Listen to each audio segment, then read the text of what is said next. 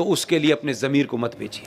26 तारीख को जिस वक्त मुंबई में गेटवे ऑफ इंडिया के माध्यम से वो जो आतंकवादी आए थे, जिसको आपने टेलीविजन पे लाइव देखा, उसी समय पाकिस्तान का विदेश मंत्री दिल्ली में महिलाओं के प्रेस क्लब में बैठा था कि कसब जब पकड़ा भी गया, पहले तो उम्मीद नहीं थी, पकड़ा गया तो उसके हाथ में कलावा किस लिए बांधा था, किस एजेंडे के तहत कलावा बांधा गया था। दोस्तों, पुष्पेंद्र कुलश्रेष्ठ जी एक ऐसे शख्स हैं जो हमारे देश और राष्ट्रीयता के लिए हमेशा आगे आते हैं और लोगों को जागरूक करते हैं। अतः आप अगर उनकी वीडियो को लगातार देखना चाहते हो तो हमारे चैनल को सब्सक्राइब करें और पुष्पेंद्र जी द्वारा कही हुई बातों पर अमल करें। धन्यवाद। उस वक्त की सरकार की जो चेयरपर्सन थी, उसकी देखरेख में पूरी रणनीति बनाई गई। उस रणनीति के तहत ये जो 26/11 हुआ है, जिसे आप बार बार कहते हैं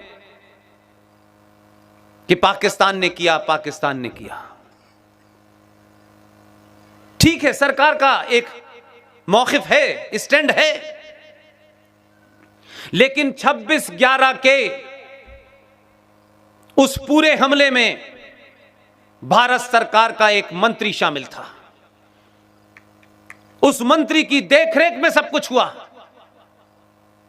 क्योंकि वो जो महिला थी उसके एजेंडे में हिंदू टेरर की कहानी थी। इसलिए तथ्यों पे बात कीजिए। 26/11 जिस दिन भारत में हुआ है, 24 नवंबर को भारत की तरफ से भारत का जो होम सेक्रेटरी था, उसका एक हाई लेवल डेलीगेशन पाकिस्तान में 24 नवंबर को मौजूद था। होम सेक्रेटरी मधुकर गुप्ता, उनके साथ में जितने भी लोग थे, फर्स्ट सेक्रेटरी, सेकंड सेक्रेटरी, सब पाकिस्तान में थे। 24 नवंबर की घटना है। और एक शख्स जिसका नाम इस किताब में नहीं लिखा हम लोगों ने, इस किताब का नाम है नो द इंटरनेशनल, रॉ के और मिलिट्री इंटेलिजेंस के पुराने ऑफिसर हैं कर्नल RSN सिंह। आप टेलीविजन पे उन्हें देखते होंगे। ये कोई किताब नहीं लिखी उन्होंने,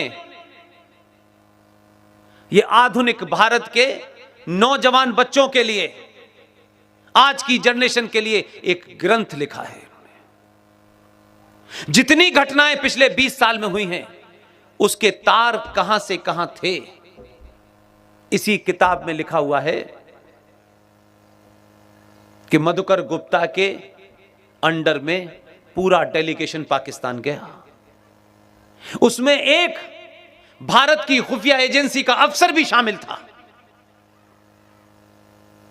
अब मैं फर्क बताना चाहता हूं। पूरा डेलीगेशन इस्लामाबाद में बैठा था 24 तारीख को। उस खुफिया एजेंसी जो भारत की थी, जिसका एक सदस्य उसमें शामिल था, वो एक्सपर्ट था। उसको 24 घंटे में समझ में आ गया कि कुछ गड़बड़ है। उसने यहां भेजा कि मैं आना चाहता हूं, आप नहीं आ सकते। उसने सब कुछ दांव पे लगा दिया और कहा कि मुझे किसी भी कीमत पे वापस जाना है। वो बागा बॉर्डर से वापस आ गया 25 तारीख को। उस पूरे डेलीगेशन को पाकिस्तान सरकार ने कहा कि आप यहां आए हैं, थोड़ा सा हमारे मुल्क में बहुत खूबसूरत हिल स्टेशन है, उसका भी जरा लुत्फ लीजिए। इस्लामाबाद से 32 किलोमीटर ऊपर एक पहाड़ी है जिसे मरी कहते हैं, बहुत अच्छा हिल स्टेशन है। पूरा डेलीगेशन हमारा उस मरी हिल स्टेशन पे 26 तारीख को बैठा हुआ था। उनको पता था कि वहां से कोई कम्युनिकेशन नहीं हो सकता, लेकिन दूसरी चीज का प्रत्यक्ष गवाह हूं, वो इसमें शामिल नहीं है। उनका नया एडिशन आएगा, उसमें शामिल होगा। 26 तारीख को जिस वक्त मुंबई में गेटवे ऑफ इंडिया के माध्यम से वो जो आतंकवादी आए थे, जिसको आपने टेलीविजन पे लाइव देखा, उसी समय पाकिस्तान का विदेश मंत्री दिल्ली में महिलाओं के प्रेस क्लब में बैठा था। इतना फूल प्रूफ इंतजाम किया था कि किसी को शक न हो। इनका अपना एजेंडा था और इस एजेंडे की मदद के लिए पाकिस्तान ने पूरी मदद की इनकी।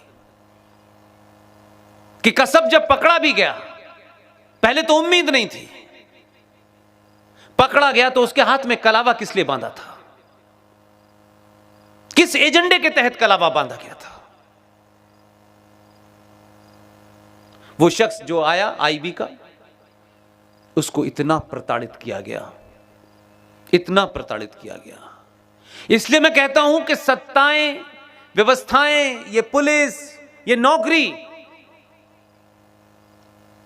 सिर्फ घर रोटी पानी चलाने के लिए तो हो सकती है। अगर आपने उसका इंतजाम कर लिया है तो उसके लिए अपने जमीर को मत बेचिए। उसने सब कुछ बर्दाश्त किया, वो शख्स जिंदा है।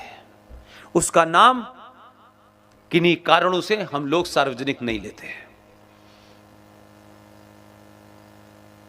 उसने सारी बात बता दी, किसका फोन दिल्ली से जा रहा था, क्या इंस्ट्रक्शन थे। उसको जाने नहीं दिया घर, जब वो 25 तारीख को बागा बॉर्डर से दिल्ली, अब घर नहीं जाने दिया उसको। जब सब कुछ हो गया उसके बाद पता चला कि इसको सारा राज पता है, उसको टॉर्चर किया।